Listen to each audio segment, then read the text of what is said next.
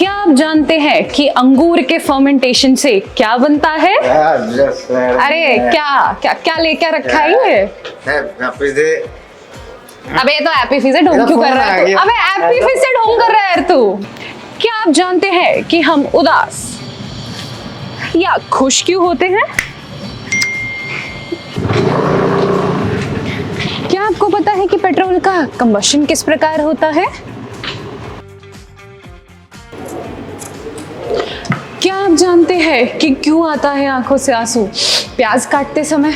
कि क्यों है आपको स्वाति दीदी से इतना प्यार? तो देखो, इन सभी लोगों को तो नहीं पता था कि क्यों होता है प्यार, ऑफ कोर्स मुझसे, क्यों होती है हमें खुशियाँ, क्यों होते हैं हम उदास, क्यों आते हैं आंखों से आंसू जब हम लोग प्याज काटते हैं जो करनी पड़ती है, क्योंकि मम्मी कहती है। तो इन सब का जवाब कौन बताएगा? हम बताएंगे। तो स्वागत है आप सभी का पढ़े 10th पर। मेरा नाम है स्वाति और मैं पढ़ाऊंगी आप लोगों को केमिस्ट्री। ठीक है, सो फटाफट से क्लास शुरू करते हैं। आज जो हमारा चैप्टर है जिसके बारे में हम लोग पढ़ाई शुरू कर रहे हैं, एक बार उसका नाम देख लेते हैं, जस्ट इन केस कोई यहाँ पर ऐसा है जिसे नाम ही ना पता हो, जो सिर्फ थंबनेल पर एक मैडम को देखकर, सुंदर सी मैडम को देखकर आ गए हो। तो भैया जी, चैप्टर का नाम है आपके केमिकल रिएक्शंस एंड इक्वेशंस। ये आप लोगों की केमिस्ट्री का पहला चैप्टर है।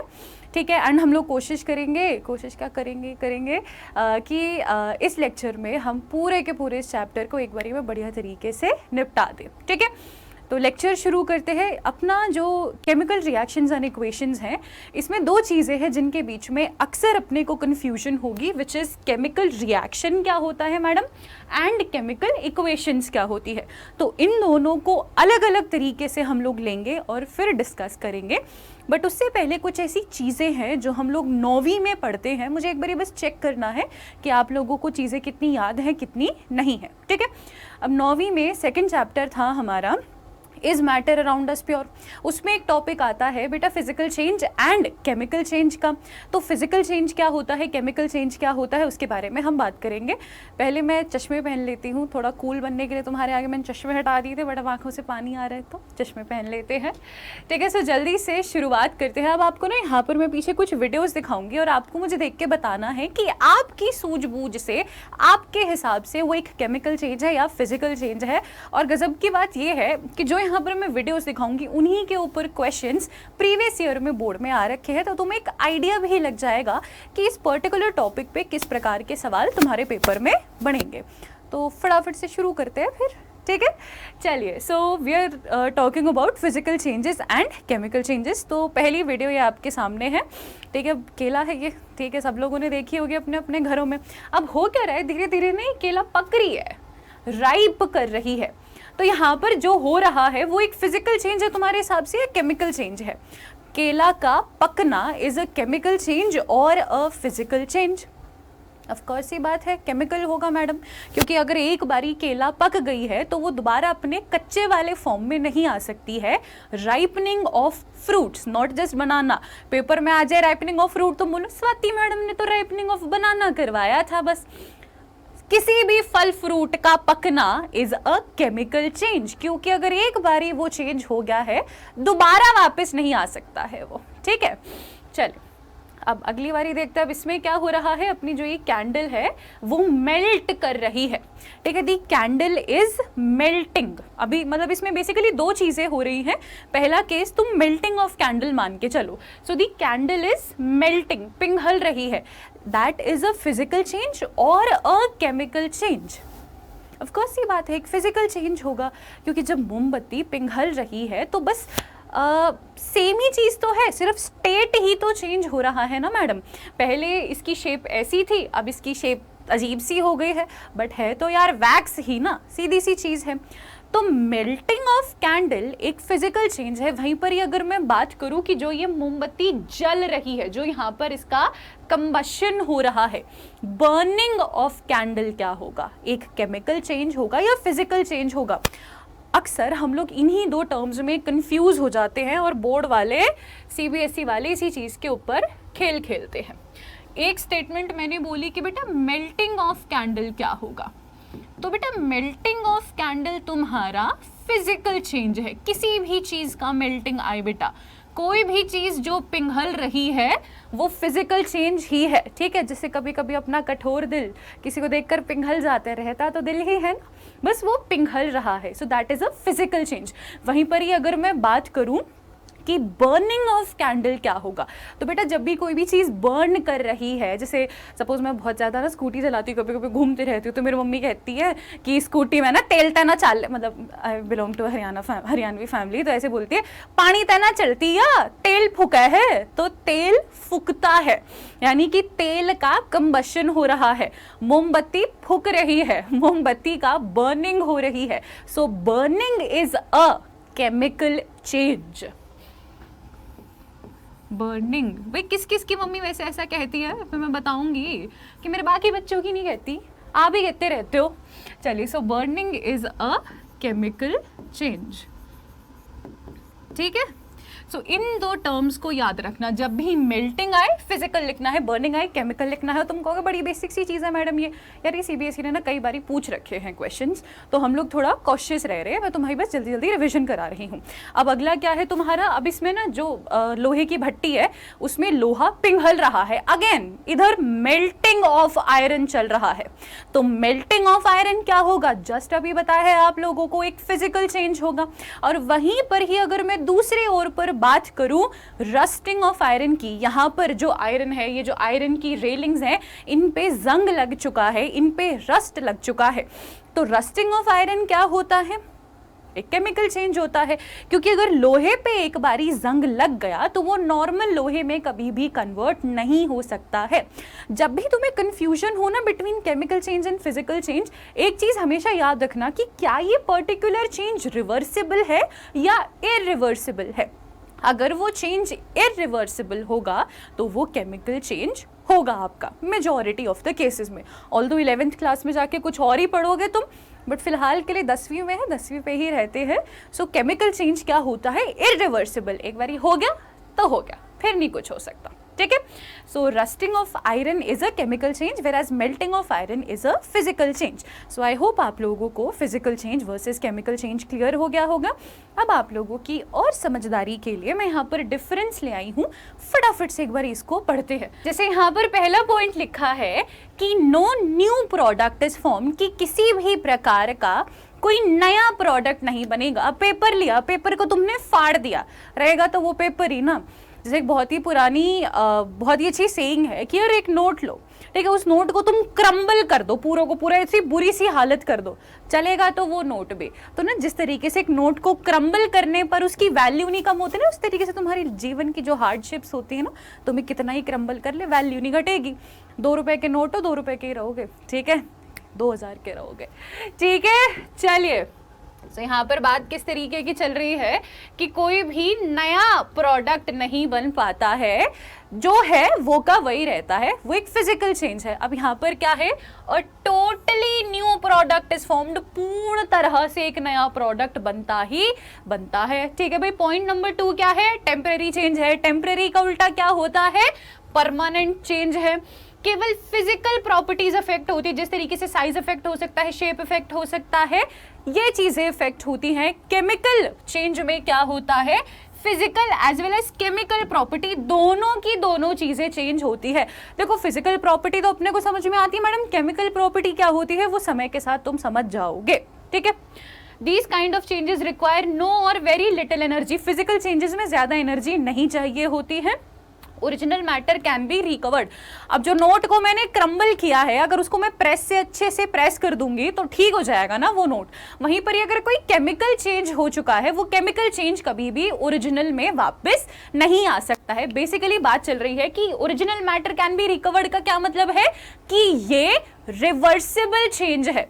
यहां पर क्या लिखा है, original matter can not be recovered, यानी कि ये एक इरिवर्सिबल चेंज है।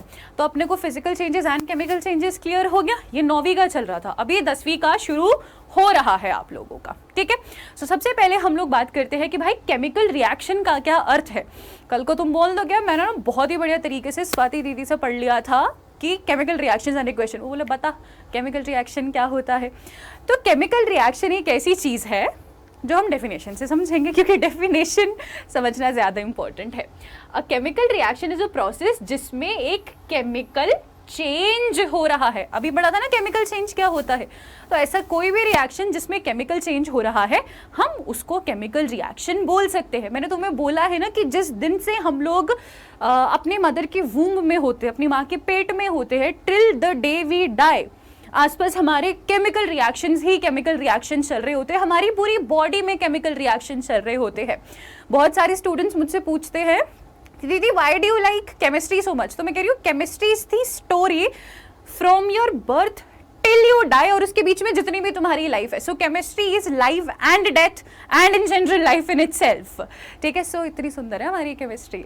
सो chemical reaction is a process in which chemical change होती है और रिएक्टेंट्स कन्वर्ट हो जाते हैं प्रोडक्ट में। अब इन दो शब्दों के ऊपर खास ध्यान देना है कि मैम रिएक्टेंट क्या होते हैं और प्रोडक्ट क्या होते हैं। धीरे धीरे सब समझ में आने लग जाएगा, बस थोड़ा सा पेशेंस रखना है। अब मैं चाहती हूँ कि एनसीईआरटी भी तुम लोग साथ साथ कर लो, बट इतने अच्छे हो नहीं तुम कि तुरंत एनसीईआरटी पढ़ लोगे। तो एनसीईआरटी में जो केमिकल रिएक्शन की डेफिनेशन है मैं वो भी ले आई हूँ, ताकि तुम्हें ये ना हो कि हाय पता ना कि एनसीईआरटी में क्या लिखा होगा, तो एनसीईआरटी भी साथ साथ हो जाएगी तुम्हारी। इतने औसम है हम।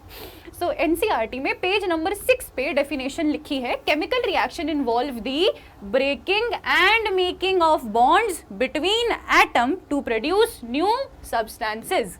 पढ़ने में बड़ी अजीब सी लग रही है ना, ऊपर वाली डेफिनेशन इजी है, गो विद दैट, बट मुझे एनसीईआरटी भी करानी थी इसलिए मैंने ये डेफिनेशन करा दी है। अब अगर यही सेम स्टेटमेंट तुम्हारे असर्शन रीजन में आ जाए, असर्शन में लिखी हो केमिकल रिएक्शन की ये डेफिनेशन, तो तुम लोग चक्कर नहीं खाओगे कि यार दीदी ने तो ये करवाया था, हमारे यहाँ पे तो ये लिखा हुआ है, तो ये कंफ्यूजन नहीं रहेगी तुम्हें, इसलिए मैं ये डेफिनेशन तुम्हें करवाने लग रही हूँ। असर्शन रीजन में आ जाए, एमसीक्यू में आ जाए, केस बेस्ड में आ जाए, हर तरफ से तैयारी होनी चाहिए। फॉर एग्जाम्पल मैं बोल दूं कि भैया जी जो ग्लूकोज होता है वो ऑक्सीजन के साथ रिएक्ट करता है, वाटर एंड कार्बन डाइऑक्साइड बनता है, ये एक रिएक्शन ही तो है। ग्लूकोज मैंने पिया है ग्लूकॉन डी के फॉर्म में, ग्लूकोज मैंने पिया है तो वो ग्लूकोज मेरे बॉडी के अंदर ऑक्सीजन के साथ रिएक्ट कर रहा है, कार्बन डाइऑक्साइड एंड वाटर बन रहा है, क्या है वो केमिकल रिएक्शन ही तो है यार। केमिकल रिएक्शन क्या, सबसे बेसिक सी चीज़ है। मैंने किसी को देखा या मैंने किसी चीज़ को देखा and I instantly started liking it, why, because मेरे ब्रेन में ऐसे केमिकल रिएक्शंस चले, मेरे ब्रेन में इस तरीके के हॉर्मोन्स के बीच में केमिकल रिएक्शंस चले। मैं अपना हाथ मूव कर रही हूँ तो मेरे हाथ मूव करने पर भी केमिकल रिएक्शन चल रहे हैं। सीधी सी चीज़ है यार। केमिकल रिएक्शन क्या होते हैं, कुछ नहीं, जब रिएक्टेंट्स प्रोडक्ट्स में कन्वर्ट हो जाता है, ठीक है। अब रिएक्शन एंड इक्वेशन में क्या फ़र्क होता है ये हमें देखना है। जब उस रिएक्शन को मैं एक इक्वेशन के फॉर्म में लिख देती हूँ वो केमिकल इक्वेशन बन जाती है।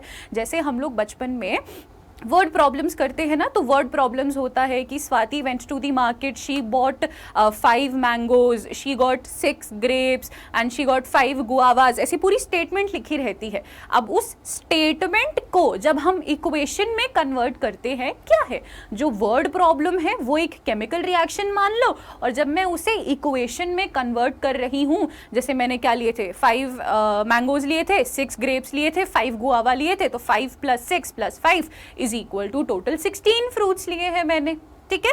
So word problem is converted into word equation. Similarly जो केमिकल रिएक्शन होता है जब हम उसे एक इक्वेशन की फॉर्म में लिख देते हैं हमारी सहूलियत के लिए, हमारी आसानी के लिए, ताकि इतना बड़ा बड़ा हमें ना लिखना पड़े, उसे केमिकल इक्वेशन कहते हैं। जैसे पीछे एक केमिकल रिएक्शन मैंने तुम्हें बताया था कि ग्लूकोज रिएक्ट कर रहा है ऑक्सीजन के साथ वाटर एंड कार्बन डाइऑक्साइड देने के लिए। अब भाई हम हैं महाआलसी, हम हैं जेनजी, ठीक है, मैं भी जेनजी में ही काउंट होती हूँ, लेट्स होप। सो अपने को ने इतनी मेहनत नहीं करनी, अपने को करना है आराम से काम, ठीक है, कोई दिक्कत नहीं है।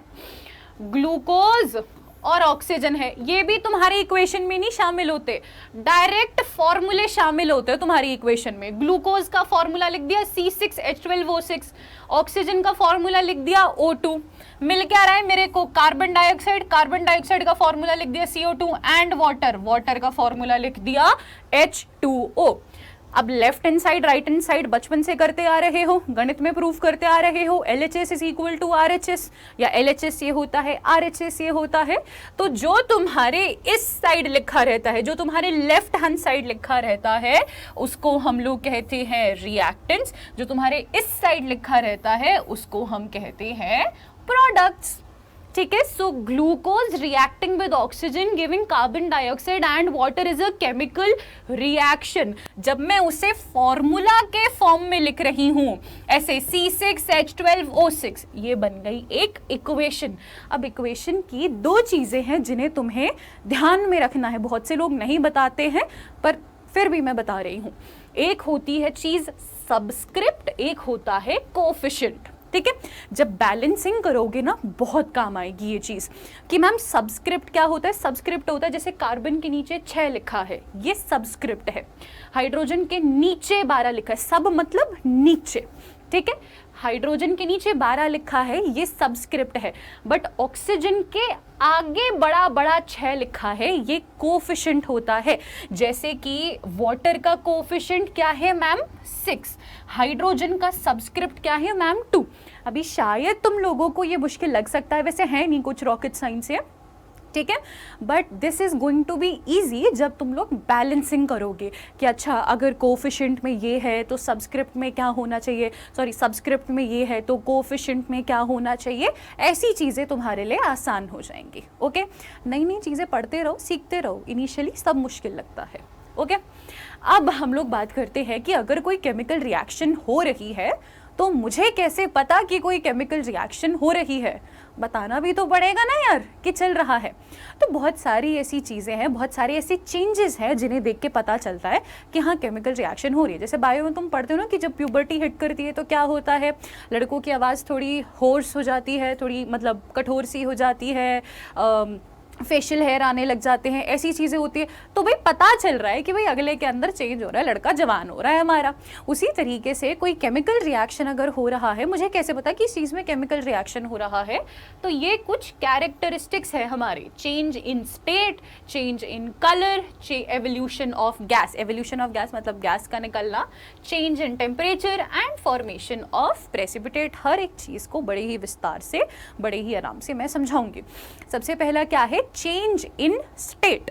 अब 9वीं क्लास में पहला चैप्टर था मैटर इन आवर सराउंडिंग्स, उसमें पढ़ा था कि 3 स्टेट होती हैं, solid liquid gas. Solid liquid में कन्वर्ट हो सकता है, लिक्विड गैस में कन्वर्ट हो सकता है, गैस वापस से लिक्विड में जा सकता है, लिक्विड वापस से सॉलिड में जा सकता है, सॉलिड अगेन गैस बना सकता है, गैस वापस से सॉलिड में जा सकता है। सब कुछ तुम पढ़ चुके हो।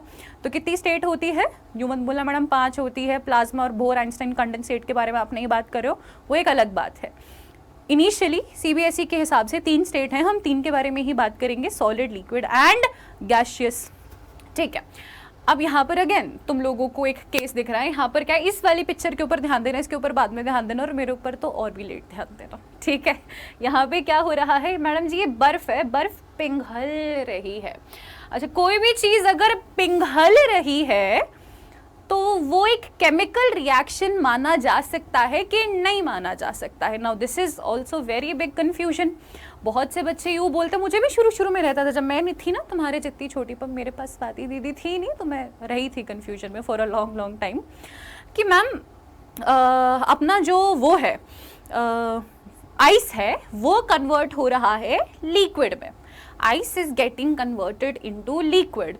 So is that also a chemical reaction? No, that is not a chemical reaction. Why? Why isn't a chemical reaction?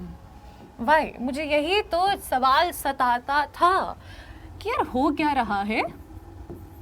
Ice है मेरी H2O सॉलिड, सॉलिड स्टेट में है ना, उसको जब मैं पिघला रही हूँ कन्वर्ट हो रही है वो लिक्विड में, तो यार स्टेट चेंज हो तो रहा है, सॉलिड से लिक्विड में चेंज हो तो रहा है, हो रहा है। पर भाई साहब केमिकली तो चीज़ें सेम है ना, यहाँ पर भी H2O था, यहाँ पर भी H2O ही है। ऐसा थोड़ी ना हो रहा है कि यहाँ पर H2O था और यहाँ पे CO2 बन जा रहा है।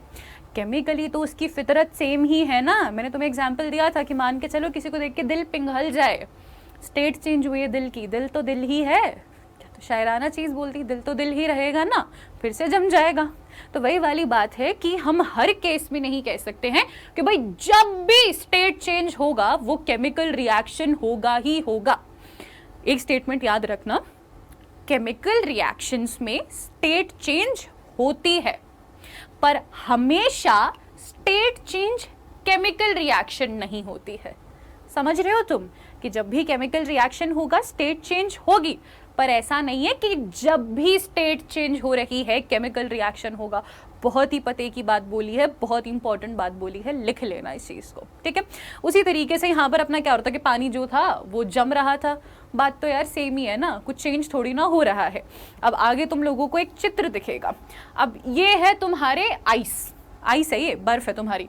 बर्फ में भी H2O के मॉलिक्यूल्स है सेम, और पिघलता हुआ पानी जिसमें क्यूट सी शार्क गोते खा रही है उसमें भी सेम ही मॉलिक्यूल्स है। तो लिखा तो है water molecules always have the same structure. तो चाहे मैं बात करूं बर्फ की, चाहे मैं बात करूं पानी की, रहेंगे तो यार वाटर ही ना, उसमें कुछ केमिकली चेंज नहीं आया ना। तो इस चीज को याद रख लेना कि मेल्टिंग में स्टेट चेंज हो रही है। जैसे मेल्टिंग ऑफ वैक्स था, स्टेट चेंज हो रही थी ना state change, but can I call it a chemical change? No, if I can not call it a chemical change, I can not call it a chemical reaction. बस इतनी सी बात है। समय लगता है चीज़ों को समझने में, ठीक है। पहली बारी सुन रहे होंगे शायद तुमसे, और मे बी मुझसे पहली बारी तुम ये चीज़ें सुन रहे होंगे। गिव इट सम टाइम, धीरे धीरे अब्जॉर्ब करो। अभी से डरना नहीं है कि पता नहीं दीदी क्या चीज़ें कहे जा रही है, like your brain is unable to comprehend इतनी सारी चीज़ें। Give it some time, time लगता है अब्जॉर्ब करने में, ठीक है। चलिए अब आगे हम बात करते हैं कि लोहे में जब जंग लग रहा है तो क्या वो एक केमिकल चेंज है, क्या उस समय पर लोहे में केमिकल रिएक्शन हो रहा है या नहीं। अब लोहा है, उसमें आयरन प्रेजेंट है, बट जब लोहे पे जंग लग चुका है, जब उस पे रस्ट हो चुका है, तब वो आयरन नहीं रहा बेटा, तब वो आयरन ऑक्साइड बना चुका है, तब आयरन ऑक्साइड बन गया है। इसीलिए मैं रस्टिंग ऑफ आयरन को एक केमिकल रिएक्शन कहूंगी, क्योंकि उसमें टोटली न्यू प्रोडक्ट बना है। सरिये में केवल आयरन था, जब इस सरिये के ऊपर जंग लग गया, देखो ब्राउन ब्राउन आ गया ना इसके ऊपर रस्ट, जब इस सरिये में जंग लग गया तो आयरन ऑक्साइड बन गया, तो एक टोटली नई चीज बन गई ना, ठीक है बेटा, आगे समझ में। चलिए धीरे धीरे आएगा, हौली हौली आएगा। अगला अब हम बात करते हैं चेंज इन कलर, ठीक है। ये तो बेसिक सा है कि जब कभी भी कलर चेंज होता है हम कह देते हैं कि भाई यार हाँ यार, मतलब कोई भी केमिकल रिएक्शन हम देखेंगे ना उसमें कलर चेंज होगा, कह देते हैं यार हाँ चल रहा है। एक बारी फोटो देख लो, मतलब ये वीडियो देख लो तुम, से यहाँ पर ये कुछ वायलेट सा है, एंड कौन सा कलर आएगा, एनी गेसेस कौन सा कलर आएगा? I guess purple, pink, red हो गया ये। So I mean a lot of colour you got to see in it, कि भाई मतलब पहले कुछ और था, फिर कुछ और, फिर कुछ और ना। आजकल के लोगों का थोड़ा रंग बदल रहा है ये भी। So colour change is a characteristic of chemical reaction. अब अगला हम लोग देखते हैं एवोल्यूशन ऑफ गैस। अब यार गैस एक ऐसी चीज़ है जिसकी फ़ोटो में तुम्हें दिखा नहीं सकती थी, तो इसीलिए मैं कुछ यहाँ पे वीडियो वगैरह लेके आ नहीं पाई। I will try to do an experiment for all of you, ठीक है। एक बारी मैं उठाती हूँ एक टेस्ट ट्यूब, ठीक है। Let's see if that works or not. I have this test tube, एक second, I have got this test tube, and इस टेस्ट ट्यूब में मैं डालूंगी थोड़ा सा vinegar, okay. I try, let's see तुम लोगों को ऑन कैमरा दिख जाए ये चीज़। आई पुट थोड़ा सा विनेगर, ठीक है, and in this vinegar I try to put some baking soda, okay okay. Let's wait, थोड़ा आज हम वन वुमन आर्मी है, थोड़ा सा पेशेंस रखिएगा। फिर भगवान जी ज़्यादा ना गिर जाए, वेस्ट नहीं करना। एक second, let me use the spoon. तो यहाँ पर मैं तुम लोगों को एक रिएक्शन करके दिखाने का प्रयास कर रही हूँ। देखो भैया जी मेहनत तो कितनी ही लगती है। चलिए, so here I have got baking powder, डल जा यार, okay. Let me try shaking it. तो ना तुम लोगों को देखो, सी और सी, तुम्हें ये ऊपर बढ़ता हुआ दिख रहा है ना, ऊपर बढ़ता हुआ दिख रहा होगा तुम लोगों को, ये दिख रहा होगा। सो इसमें से ना गैस निकल रही है, ये एवोल्यूशन ऑफ गैस हो रहा है। ऑफ कोर्स तुम लोगों को नहीं दिख रहा, बट ये ऊपर बढ़ता हुआ दिख रहा है सबको। और ये गैस के बबल्स भी दिख रहे होंगे तुम सभी लोगों को, गैस के bubbles might also be visible. अब देख धीरे धीरे धीरे धीरे नीचे बैठ रहा है, क्यों? क्योंकि पहले गैस बन रही थी इसमें, वो गैस कार्बन डाइऑक्साइड गैस बन रही थी, उस गैस का उफान हो रहा था ऊपर की तरफ। तो मैं कह सकती हूँ कि हाँ भाई, विनेगर एंड बेकिंग सोडा में एक केमिकल चेंज, एक केमिकल रिएक्शन हो रहा है, because evolution of gas is taking place, gas evolve हो रही है। और मैंने तुम लोगों के लिए पहले से एक टेस्ट ट्यूब प्रिपेयर करके रखी थी, वो नीचे गिर गई है, let me keep it at the side, ठीक है। ओह माय गॉड, फिर से गिर रही है ये। हाँ जी, चलिए चलिए चलिए चलिए चलिए चलिए, let's get back. Okay, so evolution of gas क्या होता है? बेसिकली वही गैस का निकलना। अब अगली हम बात करते हैं change in temperature. Change in temperature में दो चीज़ों का खास ध्यान रखना है कि भाई एंडोथर्मिक रिएक्शन कहाँ हो रहा है और एक्सोथर्मिक रिएक्शन क्या हो रहा है। बहुत से ऐसे रिएक्शंस होते हैं जब तुम कराओगे ना, तो जैसे ये टेस्ट ट्यूब है, अभी इसमें तो इतना नहीं हुआ, बट जो ये टेस्ट ट्यूब है नहीं, इसका टेम्परेचर अभी इतना चेंज नहीं हुआ कि ये ना टेस्ट ट्यूब गर्म हो जाती। मुझे पता था ये गर्म नहीं होगी, तो इसलिए मैंने अपने हाथ से पकड़े रखी है, वरना हम लोग हमेशा लैब्स में टेस्ट ट्यूब होल्डर की सहायता लेते। स्वाति मैम पूरी तैयारी से आई है, ठीक है, स्वाति दी पूरी तैयारी से है। सो इसको अपन लोग टेस्ट ट्यूब होल्डर से होल्ड करे रखते हैं, सो दैट दिक्कत ना हो। अभी मेरे को पता था ये गर्म नहीं होगी, इसलिए मैंने अपने बेयर हैंड से पकड़ा है। So there are a lot of reactions जिसमें आप लोगों के टेम्परेचर के बीच में चेंज आने लगते हैं। अब दो तरीके के टेम्परेचर चेंज आते हैं, which is endothermic and exothermic. उन दोनों में डिफरेंस क्या है एक बारी फटाफट से देख लेते हैं हम। एंडोथर्मिक रिएक्शन क्या होता है? ऐसे रिएक्शन जो हीट को अब्जॉर्ब करते हैं, और ऐसे रिएक्शंस जो हीट को रिलीज करते हैं उन्हें हम एक्सोथर्मिक कहते हैं। अब आप लोगों को याद कराने के लिए दी लेकर आई है एक ट्रिक, रुको अलग पेन यूज करती हूँ। एन से याद रख लो इन। जब हीट अंदर ली जा रही है, हीट अब्सॉर्ब हो रही है, it's an endothermic reaction. X से याद कर लो, नहीं उन्हें नहीं याद करना है प्लीज, हाँ प्लीज। एक्स से याद कर लो एग्जिट, ठीक है। एक्स किस चीज के लिए होते हैं? एग्जिट करने के लिए होते हैं। तो क्या हो रही है? एग्जिट हो रही है, ठीक है, एग्जिट कराओ। सो जब भी हीट की एग्जिट हो रही है, हीट बाहर की तरफ रिलीज हो रही है, it is known as an exothermic reaction. Whereas at the same time, मतलब अगर हम एंडोथर्मिक की बात करें तो जब हीट अब्सॉर्ब हो रही है, इन जा रही है, उसको हम एंडोथर्मिक कहते हैं। धीरे धीरे याद भी हो जाएंगे ये भी, ठीक है। अगला अब हम बात करते हैं फॉर्मेशन ऑफ प्रेसिपिटेट। अब फॉर्मेशन ऑफ प्रेसिपिटेट आप लोगों को मैं दिखाऊंगी जब हम लोग बात करेंगे डबल डिस्प्लेसमेंट रिएक्शन की, तो इसको तब के लिए होल्ड पे रख लो। प्रेसिपिटेट क्या होता है कि इनसॉल्युबल सब्सटेंस होता है जो आपके सोल्यूशन में घुलेगा नहीं। मैं दिखा दूंगी वो चीज़, ठीक है। चलिए, तो ये 5 चीज़ें आपको याद रखनी है। स्टेट चेंज होता है, कलर चेंज होता है, एवोल्यूशन ऑफ गैस होता है, पिछले वाले में अपन ने क्या पढ़ लिया था, टेम्परेचर चेंज होता है, एंड फॉर्मेशन ऑफ प्रेसिपिटेट। अब हम लोग बात करते हैं बैलेंस्ड एंड स्केलेटल इक्वेशन के बारे में कि यार स्केलेटल इक्वेशन क्या होती है और बैलेंस्ड इक्वेशन क्या होती है। ये हमारे लिए जानना क्यों ज़रूरी है? क्योंकि ये भी अगेन पूछा गया है। तो एक बारी जो डेफिनेशंस हमारी एनसीईआरटी में गिवन है वो देख लेते हैं। A chemical equation in which the reactant and products are not balanced, उसे एक स्केलेटल इक्वेशन बोलते हैं। एंड ऐसी इक्वेशन जिसमें रिएक्टेंट्स एंड प्रोडक्ट्स बैलेंस्ड होते हैं या जो law of conservation of mass को फॉलो कर रही है, उसे हम बैलेंस्ड केमिकल इक्वेशन कहते हैं। Now law of conservation of mass is something जो तुम लोग अगेन 9वीं क्लास में पढ़ चुके हो एटम्स एंड मॉलिक्यूल्स चैप्टर में। तो LHS is equal to RHS के फॉर्म में याद कर सकते हो, या reactants is equal to products के फॉर्म में तुम याद कर सकते हो, ठीक है। आगे चलते हैं। अब यहाँ पर सामने एक रिएक्शन है तुम्हारे, तो मुझे बताना दैट तुम्हारे हिसाब से वहाँ पे क्या रिएक्टेंट है, क्या प्रोडक्ट है, क्या नहीं। ये एनसीईआरटी की काफ़ी फेमस एक्टिविटी है, पूछी भी जाती है, तो एक बार इसको देखते हैं।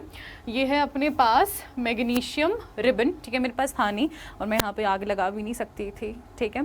सो मैं इसलिए ये फ़ोटो ले आई हूँ। मैग्नीशियम रिबन है, मैग्नीशियम रिबन के तुमने आग लगाई, आग लगाने पर वाइट पाउडर MgO का प्रोडक्शन हुआ। इक्वेशन लिख रही हूँ मैं यहाँ पे, मुझे बताना तुम्हारे हिसाब से क्या हो रहा है।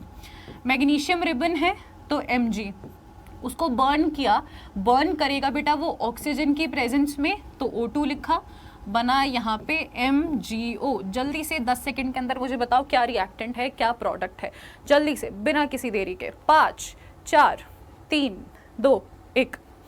इस साइड को हम रिएक्टेंट कहते हैं और MgO प्रोडक्ट होगा। बट क्या ये चीज़ बैलेंस्ड है? यहाँ पर एक मैग्नीशियम है रिएक्टेंट्स की साइड में, प्रोडक्ट्स की साइड में भी एक मैग्नीशियम है, मामला सेट है। बट मैडम यहाँ तो अपने 2 ऑक्सीजन है ना, यहाँ पे सिर्फ 1 ऑक्सीजन है, तो दीदी सीन सेट है ही नहीं, फिर तो अपना करना तो पड़ेगा अपने को। तो करते हैं फिर सीन सेट। अब कैसे सेट करें सीन को, रिएक्टेंट्स एंड प्रोडक्ट्स के सीन को, वो हम सीखेंगे जब हम लोग बात करेंगे balancing of a chemical equation. ठीक है, अब जैसे सपोज ये तुम्हारी इक्वेशन है, मैं इधर लिख देती हूँ, आगे नहीं, हाँ यही पर ही लिख देती हूँ मैं। इसको कैसे लिखेंगे, Zn प्लस H2SO4। जल्दी से आप लोग भी कृपया करके अपनी अपनी कॉपी किताब में लिख लेना, थोड़ी सी मेहनत कर लो प्लीज। And H2। अब आप मुझे बताइए कि क्या ये पर्टिकुलर इक्वेशन बैलेंस्ड है या नहीं है। हर एक एलिमेंट को देखना, हर एक एलिमेंट को, कि इधर जिंक एक है, यहाँ पर भी जिंक एक है, मामला सेट है। यहाँ पर मैडम 2 हाइड्रोजन है, यहाँ पर भी 2 हाइड्रोजन है, मामला सेट है। इधर 1 सल्फर है, इधर भी 1 सल्फर है, चल जाएगा। इधर 4 ऑक्सीजन है, इधर भी 4 ऑक्सीजन है। So we have to see each and every element. मैं ऐसा नहीं बोल सकती इधर एक H2SO4 है, उधर H2SO4 नहीं है, तो ये बैलेंस्ड नहीं है। ऐसी बेवकूफ़ी नहीं दिखानी है, हर एक एलिमेंट को देखना। तो हम कह सकते हैं दैट यस दीदी दिस इक्वेशन इज बैलेंस्ड, तो इसका मामला सेट है। आगे चलते हैं। अब यहाँ पर अपने को बैलेंस करनी ये वाली इक्वेशन NCERT की इक्वेशन है, तो इसी से तुम्हें मैं सिखा देती हूँ कि कैसे होगा। 1 Fe 3 Fe, मामला खराब हो गया। 2 हाइड्रोजन 2 हाइड्रोजन, चलो यहाँ तो सही है। 1 ऑक्सीजन 4 ऑक्सीजन, तो ना ही Fe बैलेंस्ड है ना ही ऑक्सीजन बैलेंस्ड है। करते हैं फिर, कौन सी दिक्कत वाली बात है। चलिए, अब आप लोगों की NCERT में इस तरीके की टेबल बनी हुई है, तो ऐसे ही तुम्हें मैं समझाती हूँ। Fe, यहाँ पे एलिमेंट्स लिखो, Fe हाइड्रोजन ऑक्सीजन, यही एलिमेंट्स प्रेजेंट है, इनके अलावा और कुछ नहीं है। रिएक्टेंट्स वाली साइड में Fe कितना है, 1, हाइड्रोजन कितना है, 2, ऑक्सीजन कितना है, 1, ये है रिएक्टेंट्स वाली साइड। अच्छा, प्रोडक्ट्स वाली साइड पे देखे, Fe कितना है, 3, ऑक्सीजन कितना है, 4, हाइड्रोजन कितना है, 2। ये टेबल समझ में आ गई। आगे चलते हैं, अब बैलेंस करते हैं। सबसे पहले हम लोग ऑक्सीजन को बैलेंस कर रहे हैं। ठीक है, किसी से भी तुम शुरू कर सकते हो, ऑक्सीजन से शुरू करना थोड़ा कन्वीनियंट है, तो इसलिए हम ऑक्सीजन से शुरू कर रहे हैं। इनिशियली ऑक्सीजन कितना है, 1 ही है, ये वाला रिएक्टेंट्स वाली साइड में बोल रही हूँ मैं, रिएक्टेंट्स वाली साइड में ऑक्सीजन 1 ही है। मुझे कितने ऑक्सीजन करने हैं, 4, क्योंकि प्रोडक्ट वाली साइड में 4 है। तो क्या करूंगी मैं, एक ही ऑप्शन है मेरे पास, मैं H2O के सामने 4 लगा दूंगी। अच्छा, अब यहां पर आता है कोफिशिएंट और सबस्क्रिप्ट का खेल। क्या मैं ऑक्सीजन के नीचे ऐसे सबस्क्रिप्ट में 4 लिख सकती हूं? अगर मैंने इसे 4 लिख दिया तो कोई प्रॉब्लम ही नहीं रही, सारे से आप पे मिट जाएंगे हमारे, तो हो जाएगा ये बैलेंस। पर दिक्कत ही ये है, मैं सबस्क्रिप्ट में चेंज नहीं कर सकती हूँ। मुझे जो चेंज करना है यहाँ आगे चेंज करना है, मैं यहाँ पर चेंज कर ही नहीं सकती हूँ कुछ भी। CBSE इस तरीके से भी तुम्हें घुमाता है। आई बात समझ में? तो मुझे क्या करना पड़ेगा, there is only one solution, यहाँ पर 4 लगाना पड़ेगा। तो यही लिखा देखो, 2 बैलेंस, 1 into 4 कर दो, मामला सेट हो जाएगा। अब यहाँ पर 4 लगाऊंगी मैं, ठीक है, इसलिए मैंने कहा था कि सबस्क्रिप्ट और कोफिशिएंट समझ लेना। मैं बार बार ऐसे नहीं बोलूंगी ना, नीचे लगेगा कि सामने लगेगा, KG के तो बालक हो नहीं तुम, नीचे लगेगा कि सामने लगेगा, थोड़ी मतलब अपने स्टैंडर्ड वाली बात करते हैं। मैम कोफिशिएंट लगेगा या सबस्क्रिप्ट लगेगा, लगना चाहिए कि पढ़ रहे हो तुम, पढ़ने के बच्चे हो। आगे चलते हैं, तो लिख देते हैं फिर, क्या ही दिक्कत वाली बात है। अब अपन लोग बैलेंस करते हैं हाइड्रोजन को। इनिशियली हाइड्रोजन है 2 अपने रिएक्टेंट्स वाली साइड में। अच्छा हाँ सॉरी, अब इधर 4 लग गया था ना, 8, मैं वही सोचूं ऐसे कैसे होगा। मैंने 4 लगा दिया था ऑक्सीजन को बैलेंस करने के लिए, यहाँ पर 4 लगाया था ना, तो ये वही वाला 4 चल रहा है आपका। अब ऑक्सीजन को बैलेंस करने के लिए जब मैंने यहाँ 4 लगाया, तो ये जो 4 है बेटा, ये हाइड्रोजन के इस 2 से भी मल्टीप्लाई होगा, हाइड्रोजन के इस 2 से भी मल्टीप्लाई होगा। तो अब हाइड्रोजन कितने हो गए, पहले जो हाइड्रोजन 2 थे वो अब 8 हो गए, वो 8 हो गए। यहाँ पर कितने रहे, सिर्फ 2 हाइड्रोजन रहे, तो वापस से बैलेंस करना पड़ेगा अपने को। ठीक है, कोई दिक्कत नहीं है। अगर मुझे यहाँ वाले हाइड्रोजन को 8 बनाना है तो मैं क्या कर सकती हूँ, अगर यहाँ मैंने 4 लगा दिया, ये भी तो 4 दूनी 8 हो जाएगा। ये जो आगे वाला नंबर होता है ना बेटा, ये सबस्क्रिप्ट से हमेशा मल्टीप्लाई होता है। ठीक है, आगे जो भी मैं नंबर लगाऊंगी वो सबस्क्रिप्ट से हमेशा मल्टीप्लाई होगा। ठीक है, अब ऑक्सीजन बैलेंस हो गया है, हाइड्रोजन बैलेंस हो गया है, बचा अपना आयरन। आयरन को देख लेते हैं।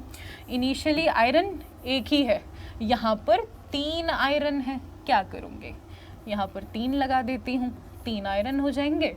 यहाँ पर 4 तो था ही, यहाँ पर भी 4 था, मामला सेट हो जाएगा, हो जाएगा। बैलेंसिंग एक ऐसा टॉपिक है जो एक क्वेश्चन करके ना समझ में नहीं आता है। मैं जो बोल रही हूँ ना, आधे बच्चों को तो पश्तो लग रही होगी, आधों को अरबी, तो ना सर के ऊपर से जा रही होगी, टाइम लगता है आने में, ठीक है, एकदम यहाँ पे हिट होने में टाइम लगता है, हो जाएगा, ठीक है। तो अब फाइनली क्या पहुँचे हम, फाइनली किस मोड पर पहुँचे, फाइनली इसी मोड पर पहुँचे कि मैम यहाँ पर 3 आ जाएगा और यहाँ पर अपना 4 आ जाएगा और यहाँ पर भी अपना 4 आ जाएगा। भाई 3 आयरन दीदी, 3 iron, 8 hydrogen, 8 hydrogen, 4 oxygen, 4 oxygen, मामला सेट हो गया। अब हम लोग बात करते हैं कि भाई केमिकल रिएक्शंस अपने किस प्रकार के होते हैं। 5 तरीके के केमिकल रिएक्शन है जिन पे तुम्हें ध्यान रखना है। अब तक हमने क्या पढ़ा, एक बार तुरंत से फटाफट से रिवाइज करते हैं। शुरू में मैंने आप लोगों को बताया कि भाई फिजिकल चेंज और केमिकल चेंज में क्या फर्क है। फिर मैंने आपको बताया कि भाई केमिकल रिएक्शन क्या होती है एंड केमिकल इक्वेशन क्या होती है। फिर मैंने आप लोगों को बताया कि यार एक स्केलेटल केमिकल इक्वेशन क्या होती है और बैलेंस्ड केमिकल इक्वेशन क्या होती है। फिर हम लोगों ने सीखी बैलेंसिंग ऑफ केमिकल इक्वेशन। अब मैं आपको बताती हूँ कि केमिकल इक्वेशंस कितने प्रकार की होती है, सॉरी केमिकल रिएक्शंस कितने प्रकार के होते हैं। 5 प्रकार के केमिकल रिएक्शन हैं जिनको आप लोगों को 10वीं क्लास में पढ़ना है। Combination, decomposition, displacement, double displacement and redox reactions, ठीक है। तो सबसे पहली कॉम्बिनेशन शुरू करते हैं। यार नाम से ही समझ में आ रहा है कॉम्बिनेशन रिएक्शन क्या हो रही है, जिसमें चीजें कंबाइन कर रही है। अब पेपर में तो ये लिख के आ नहीं सकते कॉम्बिनेशन रिएक्शंस क्या होती हैं। सर कॉम्बिनेशन रिएक्शंस वो रिएक्शंस होती हैं जो कंबाइन करती है, एक ही लपाट लगाएगा। एनसीईआरटी ने 2 डेफिनेशंस गिवन है, दोनों डेफिनेशंस पेज नंबर सहित लिखी है मैंने, पर थोड़ी सी ट्रिकी है ये, तो हम आसान वाली पढ़ लेते हैं, स्वाति दीदी वाली पढ़ लेते हैं। Combination reactions are those reactions in which 2 or more substances combine to form a single substance। अब इस एक डेफिनेशन से हमने क्या समझा कि यार कॉम्बिनेशन रिएक्शन में ना रिएक्टेंट्स जो हैं वो 2 या 2 से ज़्यादा होंगे। बेटा चीज़ों को कंबाइन करने के लिए एटलीस्ट 2 तो होना चाहिए ना, 2 या 2 से ज़्यादा चीज़ें कंबाइन कर सकती है, बट 2 तो होना चाहिए ना, एक अकेली चीज़ किसी के साथ कंबाइन नहीं कर सकती ना, है ना, समझ रहे हो ना तुम, आ रही है ना समझ में। तो हो क्या रहा है कि कॉम्बिनेशन रिएक्शन क्या होते हैं, जब 2 या 2 से ज़्यादा, ये चीज़ याद रखना, 2 या 2 से ज़्यादा चीज़ें आपस में कंबाइन करती है, एक सेकेंड, बट प्रोडक्ट केवल एक बनेगा। Product will always be 1 1 1 1, product हमेशा 1 बनेगा, सिंगल सब्सटेंस। अब करते हैं एनसीईआरटी की definition. A reaction in which a single product is formed from 2 or more reactant is known as combination reaction. Page number 6 पे लिखी है। पेज नंबर 7 क्या कह रहा है, 2 और मोर सब्सटेंसेस। अब ब्रैकेट में लिखा है एलिमेंट्स और कंपाउंड्स। उनके कहने का मतलब है कि रिएक्टेंट्स जो होते हैं ना वो 2 या 2 से ज्यादा होते हैं, बट रिएक्टेंट्स तुम्हारे एलिमेंट्स की फॉर्म में भी हो सकते हैं एंड कंपाउंड्स की फॉर्म में भी हो सकते हैं। अब इस चीज को समझने में थोड़ी सी दिक्कत लगेगी आपको। फॉर एग्जाम्पल अगर मैं लिखूं कि कार्बन प्लस ऑक्सीजन मिलकर कार्बन डाइऑक्साइड बना रहा है, तो कार्बन यहाँ पे अपने एलिमेंट की फॉर्म में है, O2 भी अपने एलिमेंट की फॉर्म में। आप बोलोगे मैम एलिमेंट की फॉर्म में कैसे है, यहाँ तो 2 ऑक्सीजन प्रेजेंट है। 9वीं में पढ़ा होता तो शायद ये डाउट ना होता तुम लोगों को। ऑक्सीजन का मॉलिक्यूल ये प्रेजेंट है, बट ये अपने एलिमेंटल फॉर्म में ही प्रेजेंट है। तो एलिमेंट प्लस एलिमेंट आपस में रिएक्ट करके एक कंपाउंड बना रहे हैं आप लोगों का, ठीक है। तो रिएक्टेंट्स तुम्हारे एलिमेंट्स की फॉर्म में भी हो सकते हैं एंड कंपाउंड की फॉर्म में भी हो सकते हैं। आगे जब एग्जाम्पल देखोगे क्लियर हो जाएगा। ओके, कहाँ से अपन लोग, combine to form a single product, the reactions are called combination reactions. एक बार एग्जाम्पल्स देख लो। अब मुझे बताओ, calcium oxide quick lime, very important reaction, very very सबसे लवी डवी क्वेश्चन है ये, बोर्ड वालों का पूछते हैं। So calcium oxide plus H2O, CaO क्या है? CaO एक एलिमेंटल फॉर्म है या फिर एक कंपाउंड की फॉर्म है? मैम ये तो कंपाउंड है, कैल्शियम एंड ऑक्सीजन आपस में मिले हुए हैं, सो CaO कंपाउंड है भाई। कंपाउंड आपस में कंपाउंड के साथ मिलके एक कंपाउंड फॉर्म कर रहा है। अब आप बोलोगे कि यार दीदी आपने तो कहा था कि एक ही प्रोडक्ट बनता है, यहाँ हीट क्यों निकल रही है? हाय गर्मी, गर्मी क्यों निकल रही है यहाँ पे? मैंने बताया था ना कि ऐसे रिएक्शंस होते हैं जिनमें एग्जिट होती है हीट की। सो ये एक ऐसा रिएक्शन है जो एक्सोथर्मिक रिएक्शन है, क्योंकि इसमें हीट निकल रही है। आप बोल रहे हो हीट निकल रही है तो इसे इक्वेशन की फॉर्म में क्यों दिखाया है? बहुत से ऐसे अपने रिएक्शंस होते हैं जिनमें हीट प्रोड्यूस होती है और इक्वेशन में हमें मेंशन करना पड़ता है कि भाई इस रिएक्शन में ना हीट प्रोड्यूस हो रही है, तो आराम से करना इस रिएक्शन को। तो जब मैं कैल्शियम ऑक्साइड और वाटर को मिला रही हूँ तो स्लेक्ड लाइम यानी कि CaOH होल ट्वाइस बन रहा है, बट उसके साथ साथ हीट भी प्रोड्यूस हो रही है, यानी कि हीट भी एज अ प्रोडक्ट बन रही है। बट हीट कोई सब्सटेंस तो नहीं है, ठीक है? तो सब्सटेंस तो यहाँ पर एक ही बन रहा है, बट साथ साथ हीट भी प्रोड्यूस हो रही है, इसीलिए प्रोडक्ट में प्लस हीट लिखा है। तो जब कभी भी प्रोडक्ट की साइड हीट मेंशन्ड हो तो वो एक एक्सोथर्मिक रिएक्शन होगा, जब कभी भी रिएक्टेंट की साइड में हीट मेंशन हो वो एक एंडोथर्मिक रिएक्शन होगा। समय दो, सब अब्सॉर्ब होगा, समय। अब देखिए यहां पर क्या दिख रहा है आप लोगों को, ये एक कंपाउंड था, ये एक कंपाउंड था, ये एक एलिमेंट था, ये एक एलिमेंट था, यानी कि एलिमेंट एलिमेंट का भी रिएक्शन होता है, कंपाउंड कंपाउंड का भी कॉम्बिनेशन होता है, कंपाउंड एंड एलिमेंट का भी कॉम्बिनेशन होता है। असर्शन रीजन इतने टॉप के बनेंगे ना इस चीज के ऊपर, ऐसे ऐसे तो असर्शन रीजन पता है मेरे को इस चीज के ऊपर जो बन सकते हैं, समय आने पर सारे करवाऊंगी मैं, इतने प्यारे प्यारे, ठीक है? तो कंपाउंड कंपाउंड भी मिलके कॉम्बिनेशन शो कर सकता है, कंपाउंड और एलिमेंट भी मिलके कॉम्बिनेशन शो कर सकता है, पर अभी लोड मत लेना, अभी बस समझो कि कॉम्बिनेशन रिएक्शन में क्या हो रहा है, कुछ नहीं हो रहा है, बस दो या दो से ज्यादा रिएक्टेंट है जो मिलकर प्रोडक्ट बना रहे हैं अपना, ठीक है? चलिए अब अपन लोग आगे की तरफ मूव करते हैं। अच्छा सॉरी यार, ये तुम्हारा कॉम्बिनेशन रिएक्शन हो सकता है नहीं हो सकता है? जल्दी से बताइए, क्या ये कॉम्बिनेशन रिएक्शन हो सकता है या नहीं हो सकता है? जल्दी से बताइए। यहाँ पे थोड़ी सी अभी गलती हो जाती है हमारी, इसको हमने दूसरा रिएक्शन समझ लिया था, थोड़ी सी गलती हो जाती यार। यहाँ तो बेटा दो प्रोडक्ट बन रहे हैं ना, किस तरीके से ये कॉम्बिनेशन रिएक्शन होगा? इस क्वेश्चन को, इस इक्वेशन को मैं लेके क्यों आई थी, मेरे दिमाग से ये निकल गया था, ये तुम्हारा कॉम्बिनेशन रिएक्शन नहीं है। ये जो इक्वेशन है ना कॉम्बिनेशन रिएक्शन के नीचे वाले पैराग्राफ में गिवन है, तो बहुत से स्टूडेंट्स इसको कंफ्यूज कर लेते हैं, इसको भी कॉम्बिनेशन रिएक्शन के एग्जाम्पल में लिखाते हैं। जैसे मैं भी जस्ट कंफ्यूज हो गई थी क्योंकि मैं भावनाओं में बह गई थी, फिर मैंने देखा यार इधर तो दो प्रोडक्ट बन रहे हैं। So this can not be a combination reaction, but ये किस चीज़ का एग्जाम्पल है, ये एक एक्सोथर्मिक रिएक्शन का एग्जाम्पल है।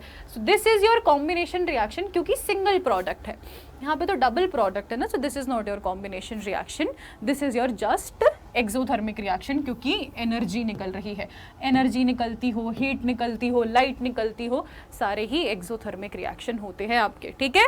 So I am again explaining you, this is not an combination reaction. मैंने प्रोडक्ट्स नहीं देखे एक्साइटमेंट के मारे, but I am correcting it, ठीक है? हो जाती है भूल चूक माफ, ठीक है? भूल चूक माफ। सो बट हाँ, कंपाउंड प्लस एलिमेंट के भी होते हैं कॉम्बिनेशन रिएक्शन, जो मैं दिखा दूंगी, बता दूंगी आपको, ठीक है? So combination reaction is clear, कुछ नहीं होता है, टू और मोर रिएक्टेंट्स होते हैं जो मिलके एक प्रोडक्ट बनाते हैं। रिएक्टेंट की साइड में एलिमेंट्स भी हो सकता है, कंपाउंड भी हो सकता है, बट प्रोडक्ट हमेशा कंपाउंड ही फॉर्म करेगा, ये भी याद रखना कि प्रोडक्ट में हमेशा कंपाउंड ही बनेगा, रिएक्टेंट वाली साइड में एलिमेंट भी हो सकता है एंड कंपाउंड भी हो सकता है। आगे चलते हैं, अब हम बात करते हैं डीकॉम्पोजिशन रिएक्शन। कॉम्बिनेशन का बिल्कुल विपरीत होता है। डीकॉम्पोजिशन रिएक्शन में क्या होता है, चीजें टूट रही हैं, डीकम्पोज हो रही हैं, जाहिर से पता चल रहा है ना, टूटना, breaking is known as decomposition reaction. अब दो चीज़ें कंबाइन होती है, टूटती तो एक ही चीज़ है। तो जिस तरीके से कॉम्बिनेशन रिएक्शन में दो या दो से ज़्यादा चीज़ें मिलकर एक चीज़ बन रही थी, डीकॉम्पोजिशन रिएक्शन में एक चीज़ टूटकर दो या दो से ज़्यादा चीज़ें बनेंगी। बिल्कुल उसका उल्टा है। पढ़ते हैं, डीकॉम्पोजिशन रिएक्शन और those reaction in which one compound splits to form two or more substance। ठीक है, exact opposite of combination reaction. NCERT में इसकी जो डेफिनेशन है वो दिखा देती हूँ। A single reactant breaks down to give simpler products, this is a decomposition reaction. NCERT की डेफिनेशन भी दिखा दी है। अब हम लोग बात करते हैं कि तीन तरीके से होता है डीकॉम्पोजिशन रिएक्शन। आग, उसके बाद सन, उसके बाद बिजली। चले, अब आग की वजह से कौन सा होता है? कैल्शियम कार्बोनेट, जिससे मार्बल बनता है। अब ये एक ही रिएक्टेंट है, इसको मैंने किया हीट। अब बेटा रिएक्शंस में ना एरो के ऊपर भी हीट लिख सकते हैं या केवल ना ट्रायंगल ड्रॉ कर देंगे। ट्रायंगल ड्रॉ करने का मतलब है कि हीट इन्वॉल्व है। बनेगा क्या? CaO plus CO2। देख, रिएक्टेंट तेरा एक था, प्रोडक्ट तेरे दो बने। ठीक है, अब हम बात करते हैं सूर्य। सूर्य के कारण, जैसे सपोज AGBR जो तुम्हारा ब्लैक एंड व्हाइट फोटोग्राफी में यूज होता है, एक है। अब इसके ऊपर ना ऐसे HNu लिख सकते हैं हम, या फिर लाइट भी लिखा जा सकता है। ठीक है, और जरूरी नहीं है केवल सूर्य की किरणों से टूटेगा, नॉर्मल अपने घर की लाइट से भी AGBR टूट जाता है। तो Ag प्लस Br2 बनेगा। And next we will be talking about तेनु बिजली। बिजली बिजली से क्या होता है? बिजली से होता है पानी का breakdown, electrolysis. Electrolysis is water है ना जो अपना, वो टूट जाएगा इनटू हाइड्रोजन एंड ऑक्सीजन। आगे बात समझ में? एक बारी जल्दी से देखो, इनको ऑब्जर्व करो बढ़िया से। आगे चलते हैं, आगे समझ में। सो जो डीकॉम्पोजिशन रिएक्शन है उनमें एक रिएक्टेंट होगा, टूट के दो या दो से ज्यादा प्रोडक्ट बनेंगे। बट जो तुम्हारा कॉम्बिनेशन रिएक्शन था उसका उल्टा था। तीन तरीके से होता है डीकॉम्पोजिशन रिएक्शन। मैं इसे लिख देती हूँ तो मैं शायद बाद में समझ में ना आए। बाय हीट, बाय लाइट और बाय बिजली। बिजली यानी कि इलेक्ट्रिसिटी। ओके बेटा, इनके अलावा और भी तरीके हैं बट वो हायर क्लासेस के लिए हैं। अब आगे हम लोग मूव करते हैं towards displacement reaction. Ma'am what is displacement reaction? अब जैसे सपोज इसको ना मैं थोड़ा तुम्हें ऐसे समझाती हूँ, अभी पढ़ना मत, जो यहाँ पे लिखा है। मान के चलो कि ये हो तुम, ठीक है, और तुम्हारे साथ बैठा है तुम्हारा एक दोस्त, थोड़े से घुंघराले से बाल बना दिए, लड़का दोस्त है। ठीक है, अभी दो लड़कों को हम बनाते हैं। एकदम से आती है एक बड़ी ही सुंदर सी लड़की। ठीक है, बताती हूँ 10वीं क्लास में हो गए, अब तो बड़े हो गए तुम। एकदम से आती है एक सुंदर सी लड़की। ठीक है, उसके बाद होता क्या है, तुम दोनों ना आपस में बड़े खुसुर फुसुर करते रहते हो। मैडम देख लेती है, हमारे स्कूल की टीचर देख लेती है तुमको, को बोलते खड़ा हो तो खड़ा हो। तो जो एक घुंघराले बाल वाला होता है इसको खड़ा कर देती है और इसकी जगह बैठा देती है सुंदर सी लड़की को। तो हुआ क्या, जो लड़के आपस में बैठे हुए थे इसमें से इस घुंघराले बाल वाले की सीट को रिप्लेस कौन कर रही है? ये लड़की रिप्लेस कर रही है ना। तो इसलिए डिस्प्लेसमेंट रिएक्शन को हम रिप्लेसमेंट रिएक्शन भी कहते हैं। सो ये जो लड़की है वो इस लड़के को डिस्प्लेस कर रही है, इसकी जगह से डिस्प्लेस कर रही है। अब इस लड़की में इतनी हिम्मत कहाँ से आई डिस्प्लेस करने की? ऐसे थोड़ी ना दो दोस्तों की दोस्ती तोड़ देगी, मैडम ने दी इसको पावर। तो अब ये तुम्हारी दोस्ती से ज्यादा पावरफुल हो गई है और इस वाले भाई को, अपने को ये वाली पसंद भी है। सो हुआ क्या, ये लड़की अब पावरफुल है, ये मोर स्ट्रॉन्ग है in comparison to this boy, in comparison to the curly hair boy, और ये उसको उसकी जगह से डिस्प्लेस कर रही है। सो सिमिलरली जब एक मोर रिएक्टिव मेटल एक लेस रिएक्टिव मेटल को उसकी जगह से दफा कर रहा है, उसको हम डिस्प्लेसमेंट रिएक्शन कहते हैं। अब कॉमन्स में बच्चे बोलेंगे मैडम हम तो नहीं जाने देंगे अपने दोस्त को, हम तो नहीं जाने देते किसी लड़की के लिए अपने दोस्त को। बेटा शांत, हाँ सब देख रखा है हमने, सब देख रखा है। ठीक है, Displacement reaction are those reaction in which a more reactive metal displaces a less reactive metal. अब भाई डिसाइड कैसे करें दीदी कि कौन रिएक्टिव मेटल है कौन लेस रिएक्टिव मेटल है? ये रिएक्टिव क्यों थी? क्योंकि मैडम ने इसको पावर दी थी। मेटल में कैसे डिसाइड करें that which metal is more reactive and which metal is less reactive? वो हम डिसाइड करते हैं एक सीरीज के नाम से विच इज रिएक्टिविटी सीरीज। अब रिएक्टिविटी सीरीज क्या होती है? काशी नाथ का मामा आलू जरा फीके पकाता है क्योंकि AgAu ये है तुम्हारी रिएक्टिविटी सीरीज। जैसे जैसे तुम टॉप टू बॉटम मूव करोगे ना रिएक्टिविटी घटती है, यानी कि ऊपर वाला मोर रिएक्टिव होगा। मोर रिएक्टिव बोलूं या मोर स्ट्रॉन्ग बोलूं, हमेशा जो भी हमारे ऊपर होता है वो स्ट्रॉन्ग होता है ना, ठीक है। तो उसी तरीके से अगर मैं तुमसे पूछूं कि यार बेटा ये बता कैल्शियम और मैग्नीशियम में से मोर रिएक्टिव कौन है, मोर स्ट्रॉन्ग कौन है, तो आप बोलोगे दीदी आपने तो कहा था कि जो ऊपर होता है वो मोर रिएक्टिव होता है। सिर्फ calcium is on top then calcium is more reactive. जो भी चीज़ ऑन टॉप होगी वो हमेशा मोर रिएक्टिव होगी, वो हमेशा मोर स्ट्रॉन्ग होगी। So calcium is more strong. So अभी इधर बोर्ड पर एक इक्वेशन लिखी है कि जिंक और कॉपर सल्फेट आपस में रिएक्ट कर रहे हैं और ZnSO4 एंड कॉपर बन जा रहा है। Now what is happening? Zinc copper को उसकी जगह से भगा रहा है और उसकी जगह ले रहा है। But can zinc do that? किसने दिया उसे वो हक? रिएक्टिविटी सीरीज ने दिया। जिंक है यहाँ, कॉपर है यहाँ। Zinc is more reactive than copper, तो जिंक जो होगा वो कॉपर को उसकी जगह से भगा देगा, वो है निकाल। ठीक है, चलिए अब मैं आप लोगों के लिए रिएक्शन लेकर आई थी। देखो मैंने बनाया भी था रिएक्शन, पर खिंड गया, ये रिएक्शन गिर गया। So I will make another one for you people. अपने बच्चों के लिए कुछ भी, एक सेकेंड मुझे दूसरी टेस्ट ट्यूब प्रिपेयर करने दो। ठीक है, so basically I will be showing you कि चल क्या रहा है।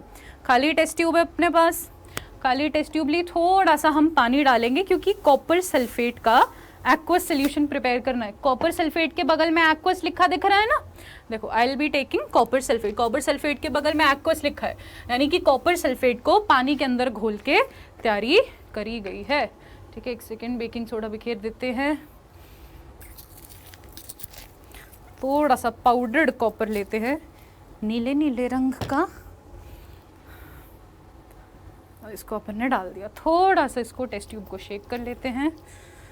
Shake shake shake shake shake test tube को, थोड़ा सा नीला नीला सा बनता दिख गया।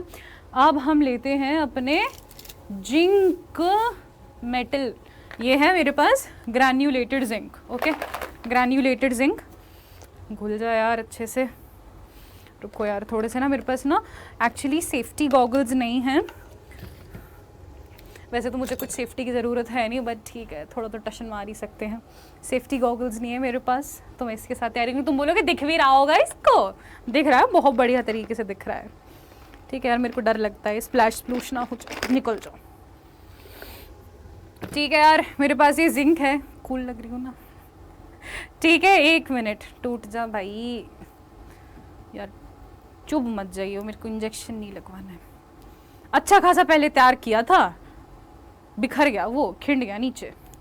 हाँ जी, सो आई हैव ब्रोकन दिस और इसको इसमें डाल दिया है। अब ये काला हो जाएगा, मुझे दिखेगा नहीं, तो इसको मैं हटा देती हूँ। ठीक है, सो व्हाट इज हैपनिंग? तुम लोगों को अगर दिख रहा है, रुको, देखो काला हो गया। ये इनिशियली ऐसा था, इट वाज थोड़ा ऐसा सा सिल्वरी सा कलर था, but now it has turned black. I hope all of you can see it has turned black now. Why? What is happening? Why has it turned black? Let me use a bigger piece if I can get any. दूसरे test tube में वैसे बना रखा है, I'll show you.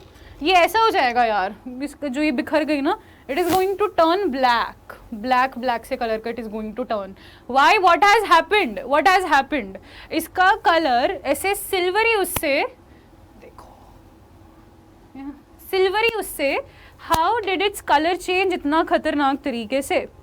ठीक है जी, उसी बारे में आप लोगों से बात करते हैं। एक सेकंड इसको मैं रख दूँ, कहीं बिखर ना जाए ये यार, इसको रखने की बड़ी वो होती है।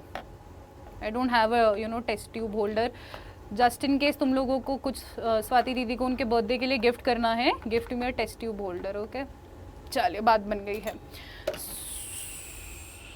प्लीज गिर मत जाइए। So what is going to be happening here, हो क्या रहा है यार, जो अपना जिंक है it is being replaced by, sorry copper is being replaced by zinc. इधर ZnSO4 बन जा रहा है और जो वो जिंक का टुकड़ा था उसके ऊपर कॉपर जाके सबमिट हो रहा है, उसके ऊपर कॉपर जाके जमा हो रहा है, इसीलिए इट हैज बिकम ब्लैक। सो जो ये ब्लैक इसके ऊपर बन रहा है वो क्या है, that is copper. The copper जमा हो चुका है अब उसके ऊपर, ठीक है। तो मैम जिंक कहां पर है, जिंक आ गया है सोल्यूशन में। थोड़ी देर बाद तुम देखोगे ना जो ये सोल्यूशन है, अभी तो तुम लोगों को अभी भी थोड़ा ये ब्लूइश दिख रहा होगा, थोड़ी देर बाद ये ब्लूइश कलर फेड हो जाएगा, ब्लूइश कलर फेड हो जाएगा इसका, ठीक है। So I know these experiments take time and one man army अपन लोग तो थोड़ा टाइम लग रहा है, but thank you for your patience. और ये नीचे गिर गया, चलिए लेट्स मूव अहेड। ये अगेन एक रिएक्शन है अपने पास, now Fe and CuSO4।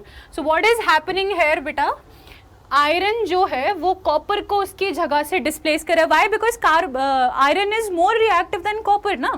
Iron किधर है, यहाँ पे, कॉपर किधर है, यहाँ पे। So iron is more reactive than copper, तो वो उसको डिस्प्लेस कर रहा है। So all you have to do is reactivity series याद रखो और बस ये देखो कि डिस्प्लेस कर रहा है कि नहीं कर रहा है। कर रहा है तो रिएक्शन होगा, नहीं कर रहा है तो रिएक्शन नहीं होगा। अब मैं तुमसे पूछूं कि अगर मैं पोटेशियम और एल्यूमिनियम में कंपेयर करूं तो क्या एल्यूमिनियम पोटेशियम को डिस्प्लेस कर पाएगा, क्या एल्यूमिनियम पोटेशियम को उसकी जगह से हटा पाएगा, नहीं हटा पाएगा यार, किसी हालत में नहीं हटा पाएगा। क्यों, बिकॉज पोटेशियम सबसे ज़्यादा रिएक्टिव है दीदी, कहाँ से हटाएगा, कैसी बातें कर रहे हो, नहीं हटाएगा। आगे चलते हैं, अब हम लोग बात करते हैं डबल डिस्प्लेसमेंट रिएक्शन के बारे में। डिस्प्लेसमेंट रिएक्शन में क्या हो रहा था, एक मोर रिएक्टिव मेटल एक लेस रिएक्टिव मेटल को डिस्प्लेस कर रहा था। डबल डिस्प्लेसमेंट में रिएक्टिविटी सीरीज का लेना देना नहीं है, तो कंफ्यूज मत होना। डबल डिस्प्लेसमेंट रिएक्शन में क्या होता है, आयंस एक्सचेंज होते हैं, ठीक है, आयंस का एक्सचेंज होता है। Double displacement reaction are those reaction in which there is exchange of ions to form new compounds. Generally ये दो तरीके के होते हैं, precipitation reaction and neutralization reaction.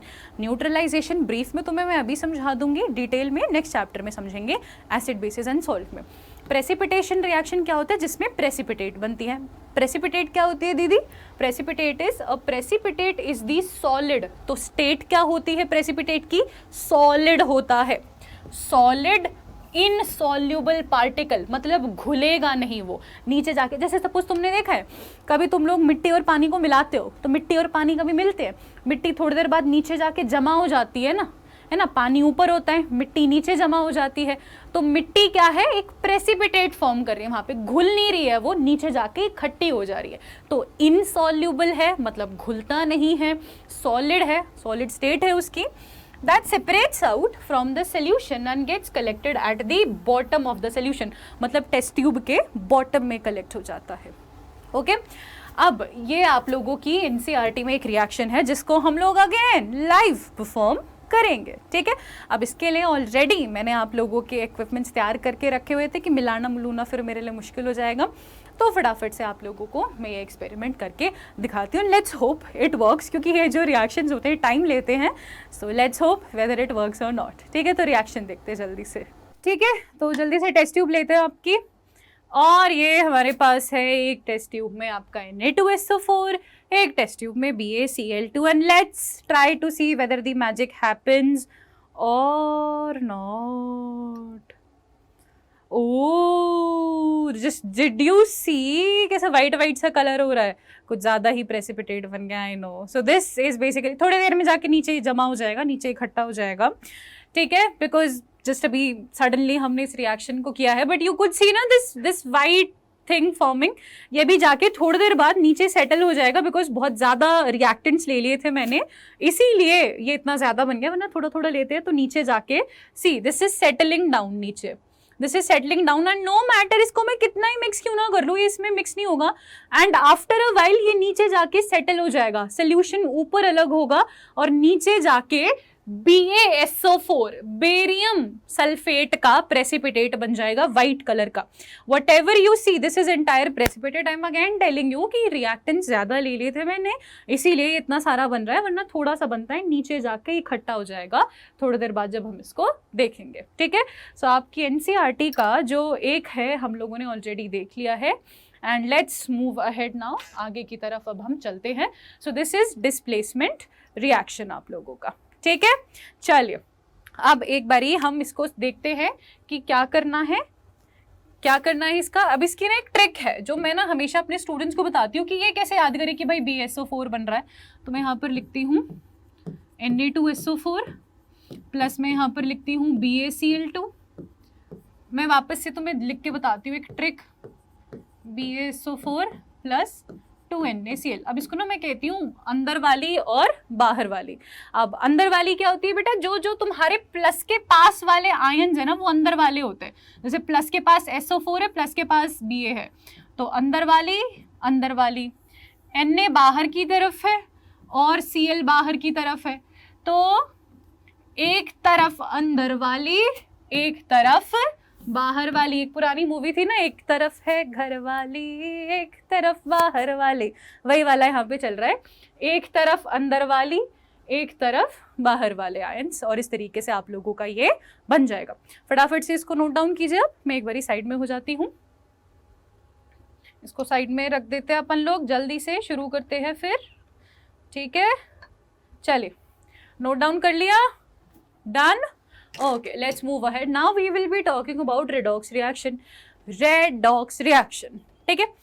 एक ऐसा रिएक्शन जिसमें रिडक्शन एंड ऑक्सीडेशन साथ में चलती है, उसे हम रिडॉक्स रिएक्शन कहते हैं। तो रिडॉक्स रिएक्शन की डेफिनेशन याद करना मुश्किल नहीं है, रिडक्शन एंड ऑक्सीडेशन क्या होता है ये याद रखना हमारे लिए मुश्किल है। So what is redox reaction? A reaction in which both reduction and oxidation takes place is known as redox reaction.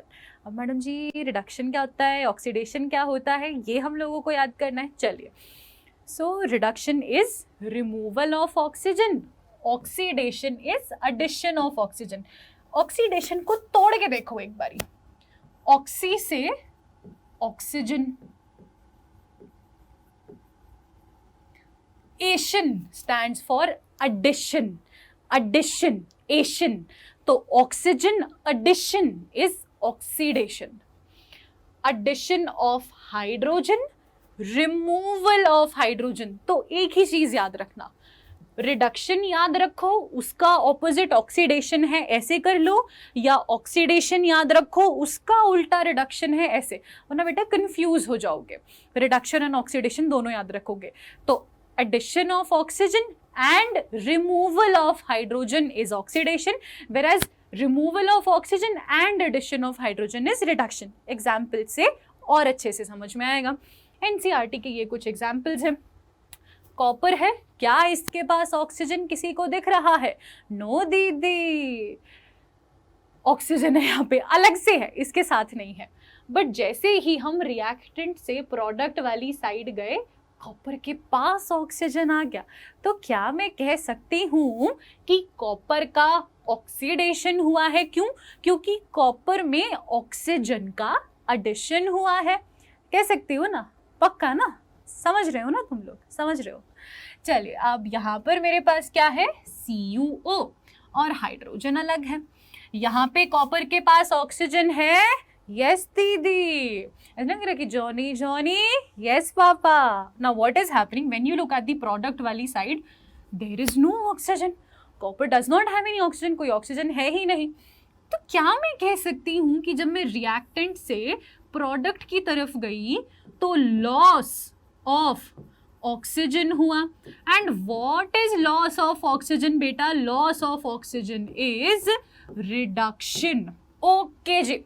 Now did hydrogen have oxygen with it? क्या H2 के पास ऑक्सीजन था? दिख रहा है किसी को? नहीं दिख रहा। बट जैसे ही मैं रिएक्टेंट से प्रोडक्ट वाली साइड गई, भाई साहब गेन ऑफ ऑक्सीजन हो रहा है। And what is gain of oxygen मेरे बच्चों?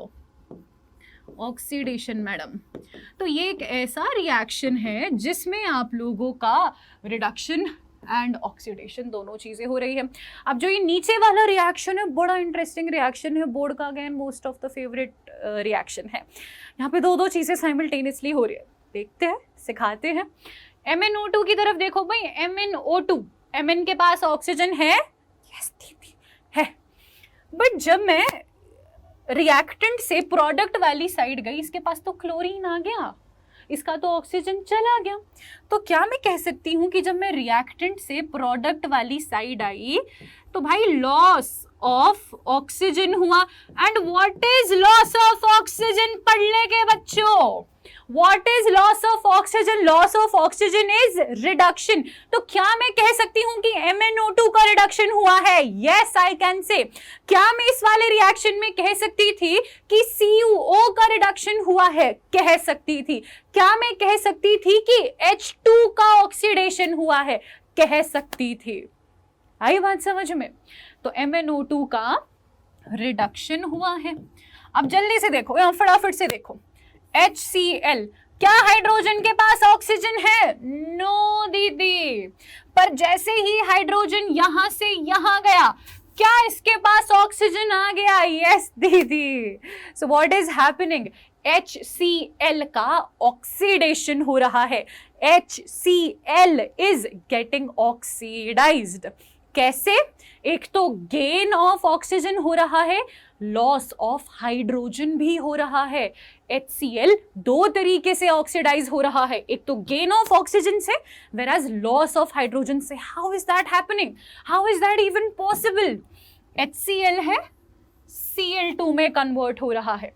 पहले Cl के पास हाइड्रोजन था, now Cl does not have hydrogen, so loss of hydrogen is also taking place in case of HCl, as well as gain of oxygen is also taking place in case of HCl. So दोनों तरीके से HCl oxidise हो रहा है। And यहाँ पर बच्चे फंसते हैं क्योंकि CBSE फंसाता है कि भाई HCl किस किस तरीके से ऑक्सीडाइज हो रहा है। आधे स्टूडेंट्स को ये वाला तरीका पता है, आधे स्टूडेंट्स को ये वाला तरीका पता है, पर स्वाति दीदी के पढ़ने के बच्चों को अब दोनों तरीके पता है। ठीक है, तो यहाँ पर अपन लोगों का चैप्टर समाप्त होता है। एक ही बारी में कराया है तो थोड़ा सा होगा, इस चैप्टर को समझने में टाइम लगेगा। Give it some time, absorb करना, धीरे से अब्जॉर्ब करना। कोई भी डाउट्स हो आपको पता है, you can go in the comment section and let us know if there is any problem. Lecture अच्छा लगा हो so do let me know, and मिलते हैं आप लोगों की अगली क्लास में। तब तक के लिए thank you all of you for being such a great audience. मिलते हैं फिर, बाय बाय।